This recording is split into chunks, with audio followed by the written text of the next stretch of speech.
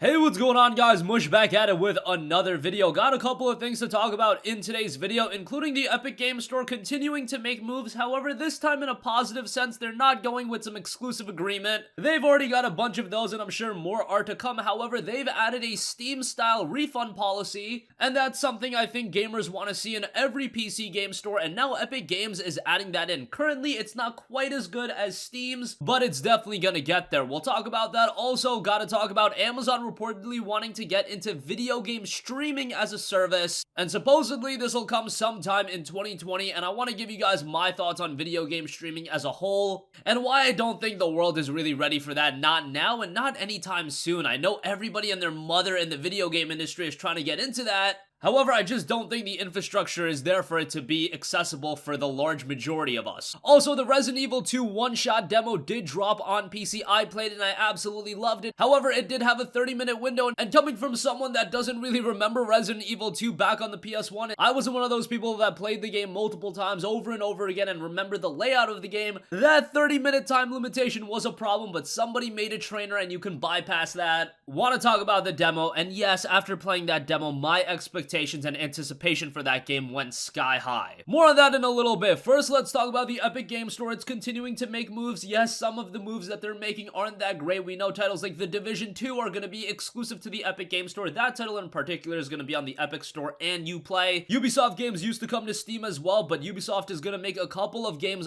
partnered with the Epic Store. That's a little bit of a disappointment. Would suck to see Assassin's Creed leave Steam, but that is the world we're living in right now. Of course, Epic Games is not only doing exclusive agreements, they're also doing a lot of consumer-friendly things, such as offering free games every 2 weeks. They're trying to get you in to use the Epic Games Store as a platform, and now they're stepping things up and making things comparable to Steam, as the Epic Games Store now has a new refund policy, unlimited refunds as long as you try to claim that refund within 14 days of purchase, and just like Steam, you'll have to have less than 2 hours played. So this is literally the same refund policy that Steam has, and I think it's going to become more and more of a standard for all of these PC game platforms to have refund policies like this. A lot of people actually hypothesize that maybe a lot of these publishers are opening their own stores or moving to different stores because of Steam's refund policy, but considering Epic is employing the same thing, it kind of rules that out. Why they're going to the Epic Games Store is because Epic Games has a fat wallet thanks to Fortnite, and they can pay these publishers obscene amounts of money to make their games exclusive. In the case of The Division 2, who's really going to be buying The Division 2 on the Epic Games Store through the Epic Games Store? If you want The Division 2, now that it's not on Steam, you're probably just gonna go directly to Uplay. Do you want to really use the Epic Games Store and then have to use Uplay through that? I think some people would have used Steam and had that suffice because, hey, you get Steam hours, get some Steam trading cards. I think some people are into that, and some people like to have all their games listed on Steam. I know I'm like that, but do you really want to buy the game directly from the Epic Games Store? What benefit does that really offer? But nonetheless, you'll get a refund through the Epic Games Store now, and it's good to see that they are making more consumer-friendly moves as much as everyone's crapped on the Epic Games Store.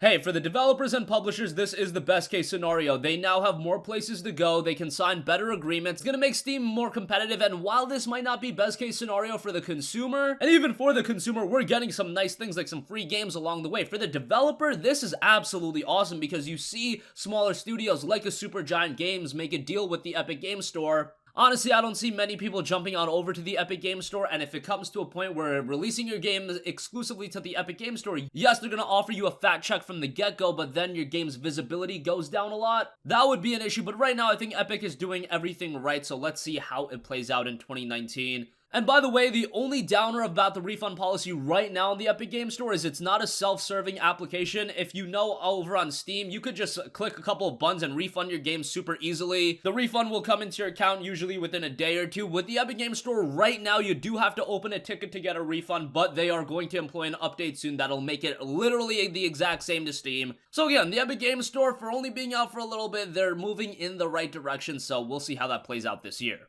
Moving on from that, another story that's gonna play out in the next year or two is the fact that all of these different people in the video game industry and all of these different companies want to get into video game streaming. We saw it with Google, PlayStation has already got PlayStation Now, and Phil Spencer has been very open about the fact that they plan on moving to video game streaming at some point as well. What's great about video game streaming is you really dissipate the need to have these boxes, to have high-end PC hardware, because if you could stream a game just through your internet connection, that would be big. The issue is you gotta stream a video game through the internet, and that's just not something that's feasible for the majority of gamers. Coming from someone like me, I use PlayStation Now on my PC, I have a wired connection, and I have pretty good internet, and even for me, I can notice some latency issues. Was it playable? Sure, but it's not the optimal experience that the majority of gamers want, and that's coming from someone like me with above average internet. Could you imagine somebody that's playing games wirelessly and they don't have the best internet? Good night, it's not going to turn out very well for you. But according to a new report from Information, it looks like Amazon, who have a ton of money, is already looking to employ some sort of video game streaming service. In no world do I want to see games being released exclusively to a streaming service. That would be worst case scenario, and that would absolutely suck. And God forbid a world like that ever comes to fruition. If streaming gets to a point where it's feasible for everyone across the board to actually stream games, fine, sure, that'd be great. But I don't think we're anywhere near that. I sure as hell don't think that will come to pass next year. Maybe Amazon will launch something, but for the majority of gamers, we're still gonna be sticking to, locally downloading our games, or on consoles having a physical copy and playing it locally. We see the reception of PlayStation Now. PlayStation Now only really took off after they offered game downloads. People just are not ready to start streaming games, and that's evident. But again, this is another story that we'll wait and see how it plays out. Maybe in a couple years it'll get more and more accessible, but I really just don't see that. After all, they tried to make game streaming work a long time ago with services like OnLive, and the thing is, they've tried to make video game streaming work for a very long time. Remember that little service OnLive? I believe that's actually what PlayStation absorbed. It was known as Gaikai, and that just didn't turn out all too well. Even though they did have some big games available to be streamed, game streaming just isn't there yet. And lastly, I do want to quickly talk about the Resident Evil 2 remake. The OneShot Demo is available right now. Guys, I implore you, download this demo. This demo is incredible. Capcom has done a fantastic job with the port. Now, it is a visually impressive game, so I'm trying to play the game at 4K with a GTX 1080. It's difficult to run if you want to max it out. A 1080 absolutely can't max it out, but if you're running like a 2080, you should be able to play at 4K, 60 frames per second. That is based on my anecdotal evidence, based on what I'm seeing. I only have a 1080, so I can't test that out. I'm playing the game at 4K. I just used the recommended settings, and it was a relatively clean experience. I definitely wasn't getting the 60 frames per second that I wanted. However, I knew that there was a 30-minute window, so I wasn't even monitoring performance. It played well enough, and it looked amazing. Now, the issue is with this one-shot demo, you only have a 30-minute window to play it, and coming from someone like me, I don't remember Resident Evil 2 all that much. I saw all these people on Reddit talking about how they beat the demo in like 15 minutes, and I was like, what the hell? How the hell did you beat it in 15 minutes? I tried to rush through it because I knew I had that 30-minute window. However, it's kind of hard just not to get a little bit lost and start looking at everything, picking up everything, reading all of the notes that are left, and then boom, your 30 minutes are gone. However, a trainer has been released, and that will remove that 30-minute window. Now, if you really just want to experience the demo multiple times, you can just keep making Steam accounts and then re-download it over and over again. I really wish Capcom didn't go this route of having a 30-minute window. Sure, it's good in theory. Oh, you can only play the game for 30 minutes. You better move through it fast. Well, let's be real. If people do want to play it multiple times, if people really want to do that on PC, people are going to find workarounds, and at the very least, you can just make multiple accounts. You can do that on PS4 and Xbox One as well. And on PC,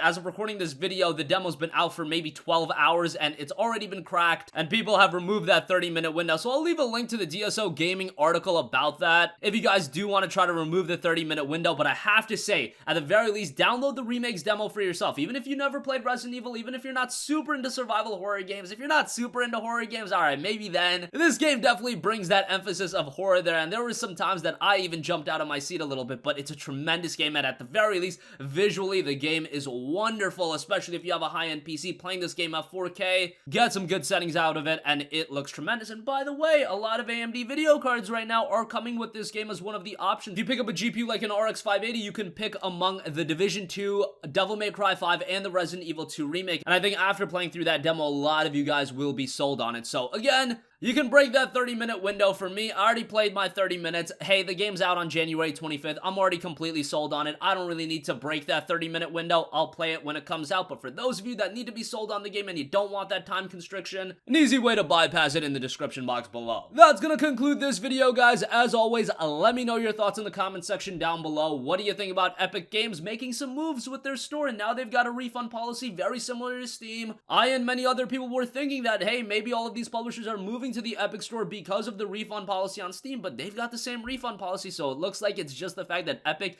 is really bringing out their wallet and the Fortnite money. Amazon looks to get into video game streaming in the next year. What do you think about that? Is that something you would invest into, or are you like me, you just want to have your games locally downloaded? And you see, we're still far away from that being reality. And make sure to give the Resident Evil 2 Remake demo a look. It is tremendous. I had a fantastic time with it, but the 30-minute window is a little bit unfortunate. But of course, there are workarounds for that. That's going to conclude this video, guys. Again, if you have a request for a future video, leave that in the comments section down below, and I will catch you guys in the next one. Peace out.